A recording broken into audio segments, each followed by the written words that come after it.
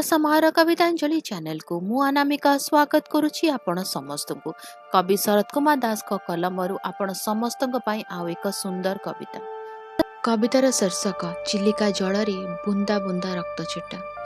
से दिन काकुस्थ कविता पचारिला मते कौन देखिलु कवि, चिलिका जलरे बुंदा बुंदा रक्त छिटा। मते सफा सफा कह केउ मुह नहीं धोईदेवी पक्षीटीर मृत्युरे साथी पक्षीटीर आखिरु झरुथुबा असरा लुहकु। चिलिका जे ए रक्त बुंदा नहीं उज्जवल दिशिब नाही। निरीहर छाती सतरे एते सस्ता, अतिथि को हत्या करिबा कण मनिषपणिया। चिलिकार मथारे केउ न्यायरे हत्याकारींकर कलंक लेसी हेई जाए।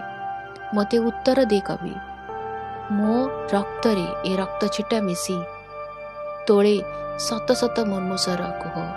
छाती रे दुख विरहर असुमारी जंत्रणा। चिलिका को आगंतुक पक्षी मानकर निरापद निड़टिए भाविथिली, रोमांचर स्वर्गटिए मणिथिली।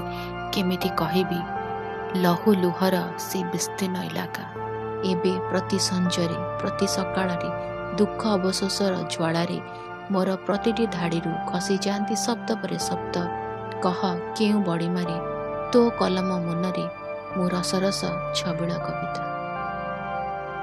कविताटी केमती लगिला? भल लगिला ना? जदि भल लगिला तो कौन करेंगे जानी, वीडियो टिके लाइक करदेवे। आम को भल लगे वीडियो को अन्य मन सहित शेयर करूँ। चैनल को सब्सक्राइब करी बेल आइकन प्रेस करी ऑल नोटिफिकेशन को ऑन रखि था। उपस्थापन जदि किसी दोष त्रुटि रहीगला क्षमा करी अनामिका को। आसब आउ एक कविता सहित आस।